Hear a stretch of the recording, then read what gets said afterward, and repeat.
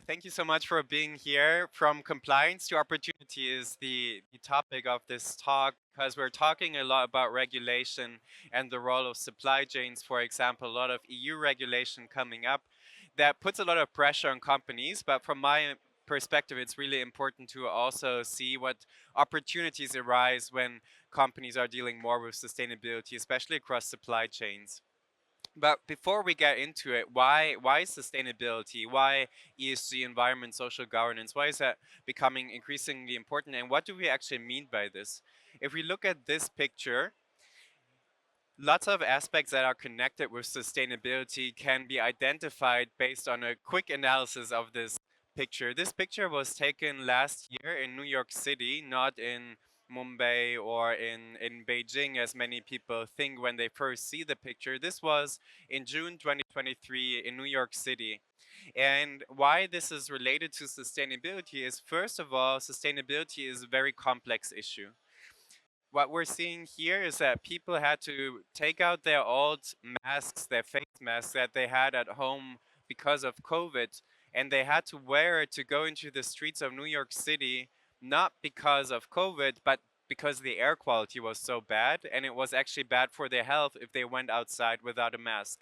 Second, the reason why the air quality was so bad was not factors based in New York City solely, not just the local pollution, but it was actually the effects from the wildfires in northern Canada, thousands of miles away from New York City. But the winds led to the air quality decreasing in New York City. I was actually in Lisbon at that time giving a talk about the EU Green Deal. And even in Lisbon, we could feel the effects of the air pollution based on the Canadian wildfires. So it's very complex, and lots of global factors are intertwined, interlinked, and need to be considered when we're talking and trying to understand sustainability. And second, sustainability issues are often very long-term issues, but the effects happen immediately. As we saw in the presentation before, we often see floods, we see heat waves, we see effects on our health. But the root causes are long-term effects that are often invisible, and they are global challenges, but they require local action because they can also be felt locally. And that's why it's so difficult to deal with this challenge also from an academic perspective, because there are global challenges. They're very often invisible. They affect us all, and they require local and immediate action, which is often very disconnected to our day-to-day action. And when we look at the Sustainable Development Goals, the SDGs that have been adopted in 2015 and should be reached by the international community by 2030, we can see sustainability is much more than the environmental dimension, which is mostly reflected in SDGs 13, 14, and 15, which has effects on SDG 3, good health and well-being. But it's a lot more than that. And the goals are very ambitious, and we're now in the year 2024, May 2024, and we're not on path to achieving these goals. As we can, for example, see when we're looking at how we deal with resources, our resource consumption is absolutely not sustainable right now. In Germany, for example, we this year have already used up all of the environmental resources that we should theoretically have available for the entire year. On May 2nd, Germany has reached the Earth Overshoot Day, which means that after Earth 2nd, Germany should not have consumed any more environmental resources to stay within the planetary boundaries for this year. And in other regions in the world, this is similar. There are very few regions that deal with resources in an actual sustainable way.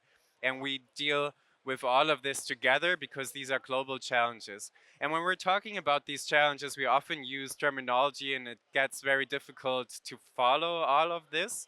And I wanted to make this accessible before we dive deeper into regulation. First of all, we often talk about CSR, or the CSRD, the Corporate Sustainability Reporting Directive. CSR means corporate social responsibility originally, but in the sense of the CSRD, it means Corporate Sustainability Reporting Directive. We talk about ESG, which basically shows us the multiple dimensions of sustainability, the environment, social, and governance. We talk about the CSDDD, the Corporate Sustainability Due Diligence Directive, which will be the core topic for today. the European sustainability reporting standards, the standards that are used to comply with the CSRD, and things like materiality analysis, for example, where we try to understand where are the levers of an organization to become more sustainable. So sustainability is a very broad topic. It's a very complex challenge. There, it has a long-term effect, but we need to act right now. And when we want to see where we actually have levers, where can we make a difference, it's crucial to look at supply chains. Because what I showed you before, this picture from New York City, is what we see at certain moments in time, but very often it's already too late to adapt to this when it's happening. But very often this challenge is invisible. But what we see here is a simulation by NASA where they try to make the invisible visible. What we're seeing here is the greenhouse gas or the CO2 emissions that were added to the atmosphere in the year 2021. So you see the CO2 concentrations and how they spread over the globe, over the atmosphere. And what we're seeing is more sustainability challenges connected to this because the majority of the emissions comes from the global north, but the effects of climate change are mostly felt in the global south. So we see justice issues, equality issues connected to this. This again has effects on migration, on security issues, and so on.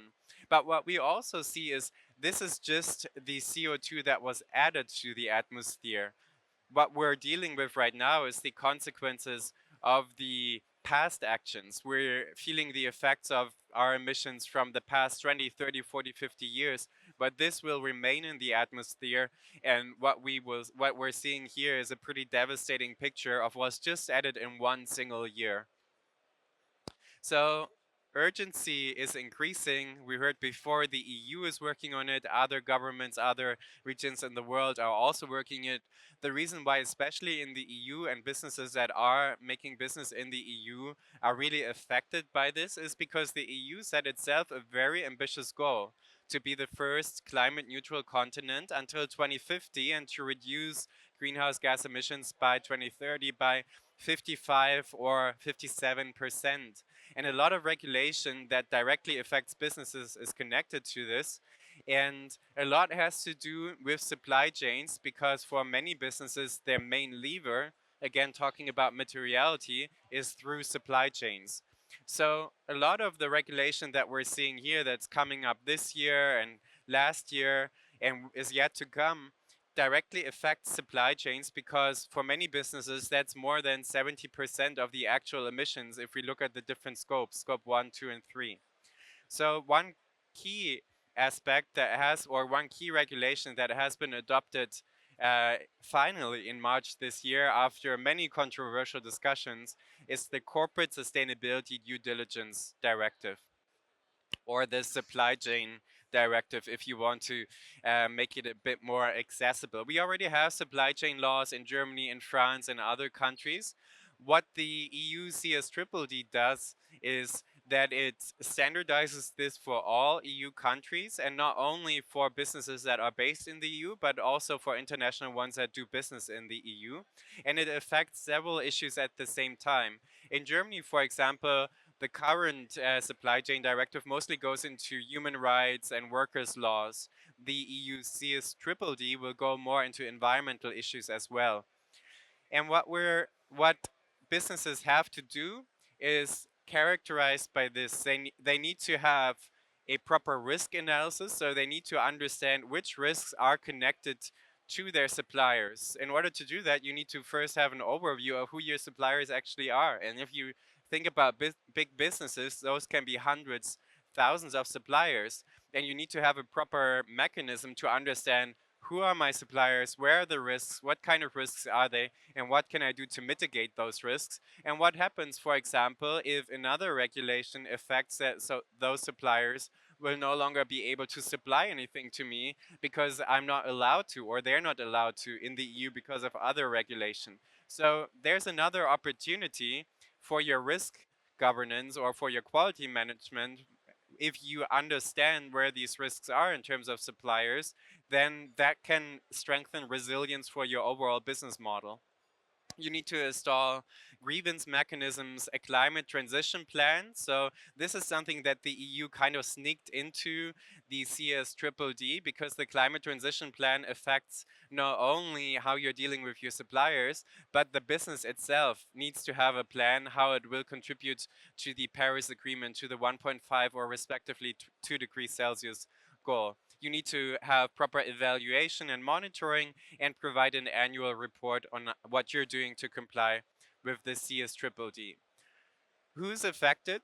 It will affect EU-based companies with over 1,000 employees and a global net turnover of more than 450 million euros, and companies that are not based in the EU, that do significant business in the EU. So it's not just if you're based in the EU, but also if you do significant business in the EU. It needs to be implemented no later by the end of 2025.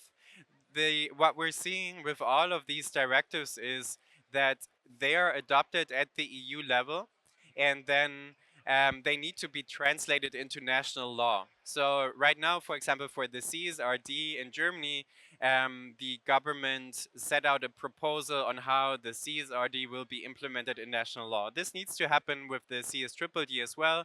So in Germany, France, other countries that already have a supply chain directive, that will be updated through the CSDDD, and it will just involve more. It will standardize the process, and it will involve, in most cases, also more environmental aspects, which is why it's such a big lever. If you do not comply, this can result in significant sanctions, financial sanctions. There have been discussions about civil compensation for damages as well. Again, this really depend on how it's translated into national law, so there might be small differences between country to country, but overall, there will be significant financial sanctions if you do not comply with this legislation. So in the end, it makes business sense to deal with this early on, because if you don't comply, it will be much more expensive than what you have to do to comply. That's just one opportunity to deal with this early on, but that's just compliance. There's more and more regulation coming up. You simply have to do it or you'll have to pay. But what we're seeing is that more and more customers are demanding action, are asking, what are you doing? Do you have more sustainable products? And their transparency and reliability on the data that you're providing can be a crucial factor to show that you have a strategic advantage compared to others. If you can show how your supply chain looks like, which emissions are connected to this, then for your customers, it will be easier to buy from you compared to others, because it will benefit their overall performance, their overall sustainability performance. But also in other fields, it can have co-benefits for your own business. For example, it's becoming increasingly important to attract talents. Shareholders are demanding it. Even getting access to capital by banks is increasingly important to show what you're doing in terms of ESG. So overall, there are multiple benefits connected to strengthening sustainability across supply chains. You make your business more resilient to crisis situations because you understand risks better. You can integrate sufficiency measures, so only produce and consume what you actually need. You can improve efficiency because you identify which areas are not as efficient right now, and you can enhance consistency towards a circular economy, so there's less waste in the overall system. And to unleash that potential, and how this can also be a domino effect throughout your supply chain, as we'll hear in the next talk, here are 5 key things that you can do, 5 key steps. First of all, understand the situation, collect and analyze data, identify risks, but also opportunities. Develop an effective strategy, how you're integrating sustainability into your supply chain management and your overall corporate governance. Boost innovation and transformation. If you have more products that are more sustainable or processes, that can be a strategic advantage. And communicate effectively and avoid greenwashing to also comply with other directives such as the EU Green Claims Directive.